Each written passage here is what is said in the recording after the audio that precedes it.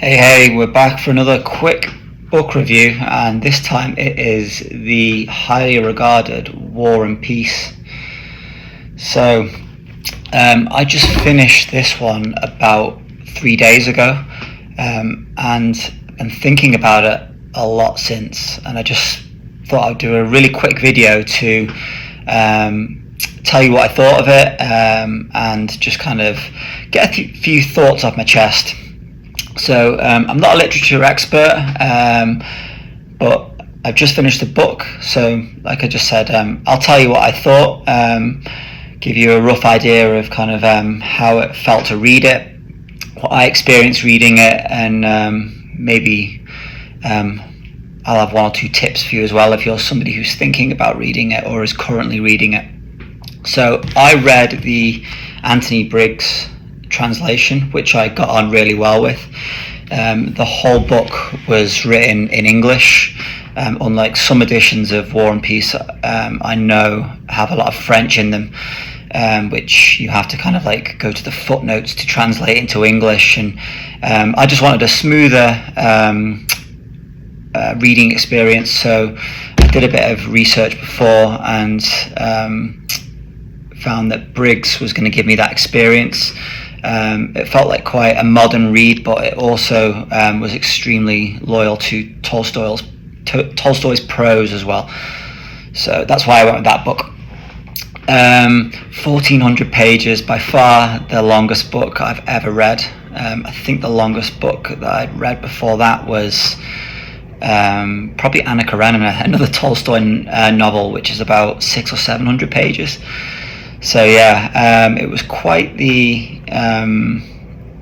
task. Took me about 3.5 months to read.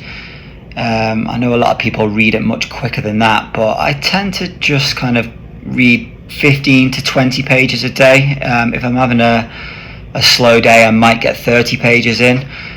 But I read in quite small chunks. I'm very busy with work and family, and just finding the time to sit for hours and hours isn't a luxury I have. So I tend to read just about 20 pages or so a day, which is nice actually, because it just slows you down. You get to live in the book, and reading, as we know, it's not about speed, it's about just immersing yourself in the story, and it doesn't matter how long it takes you to read a book, in my opinion. So 3.5 months this big one took me. Anyway, why did I read War and Peace, you might ask? I read it because I've been reading classic literature, and especially Russian literature, for a few years now. I've read all of Dostoevsky's most famous works, his 5 most famous works, and I've read quite a bit of Tolstoy as well, like I say, Anna Karenina, the Cossacks, Death of Ivan Ilyich, a lot of his short stories, and I really enjoy Tolstoy. Bulgakov, I enjoy him as well, Gogol, Chekhov. Russian literature is just something that I really love, and so War and Peace was just one that was always hanging over my head as, like, you know, it's his kind of his most well-renowned piece of work. You know, it's a book, a novel, a tome that everybody has heard of, but I was a little bit intimidated to tackle it just because of its size and because of its reputation, if you like. So going into this, I really didn't have any prior background knowledge of what the book was about. I knew that it was based around the Napoleonic Wars and aristocratic society in Russia in the 1800s, but that was really all I knew. I didn't really do much research into it before I started, and that was deliberate. I just kind of wanted to just pick it up as I went along, and I'm glad I did, because it's not that difficult to follow, in my opinion. If you're quite well versed with classic literature or Russian literature, it's not that difficult to follow, or not as difficult as you might think. So like I say, just one page at a time, about 20 pages a day. I really enjoyed reading it, but it was hard work too. So when I say I enjoyed it, I enjoyed it in the sense that it felt like I was challenging myself. It wasn't like a smooth, breezy read, which was like a page turner or a really addictive, compelling storyline. I felt like I was having to like dig deeper than ever before into my intellect and my mind to read this, but it was enjoyable too. It did take commitment. Some parts of the book ebbed and flowed, and I had to really work for it. But generally, I enjoyed it. So just loosely then, for those people that are thinking of reading it, like, what is the book about? It's about a lot of things. It's about life. It's about everything. This is why it's such a great novel, because Tolstoy just does so much within 1,400 pages. I don't want to do the book an injustice and try and, give you a rundown of the whole thing. That would be impossible. Just read it if you want to know. But essentially, Tolstoy bases the novel around 5 families who live in Russia during the Napoleonic Wars. And he uses these 5 families to as a vehicle to kind of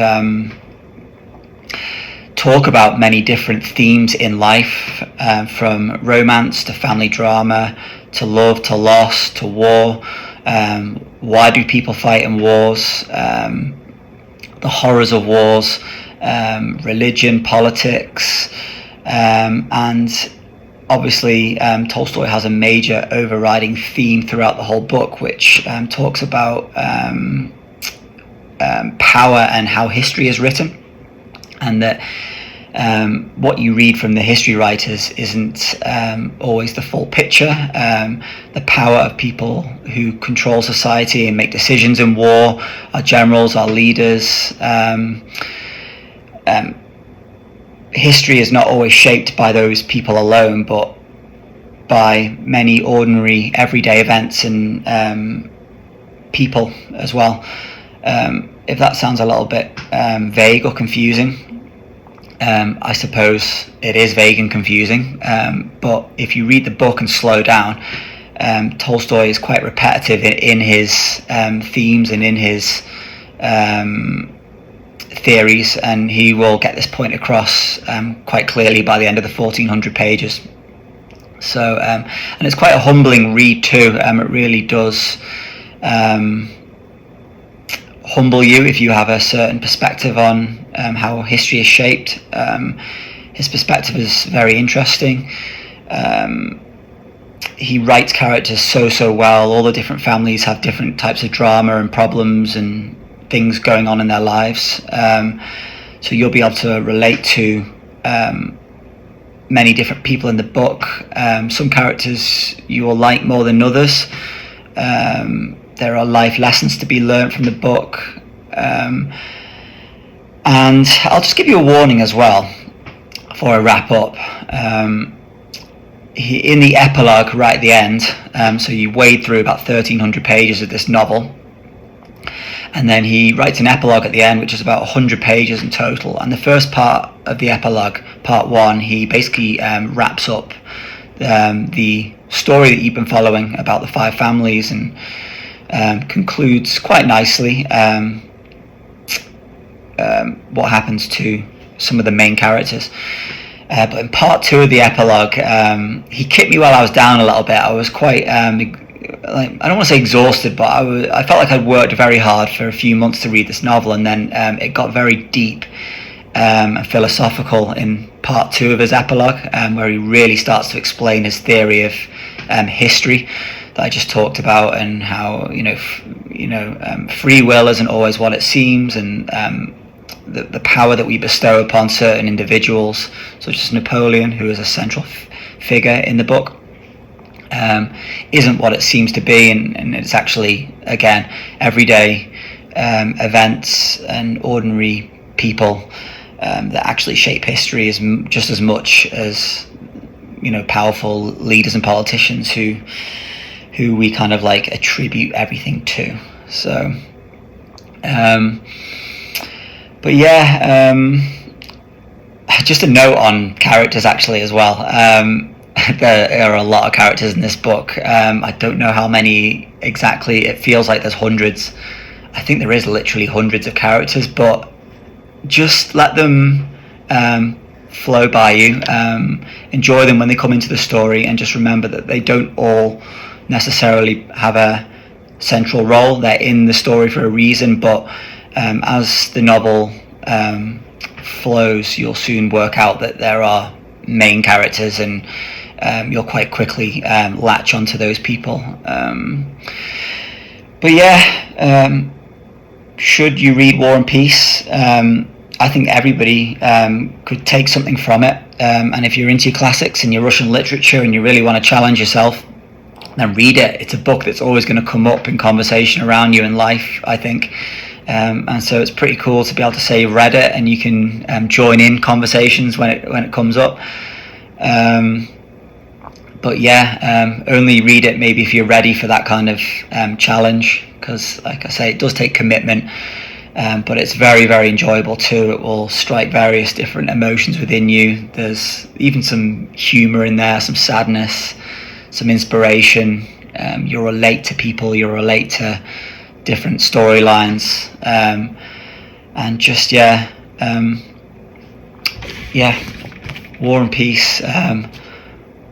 A lot of people say it's the greatest novel ever written, and why not say that it's the greatest novel ever written? It's certainly, of all the books that I've read, got the greatest scope. And like I say, still reflecting on it and thinking about it 3 days after finishing it, and the more I think about it, the more genius I realise Tolstoy was, and an astounding piece of literature.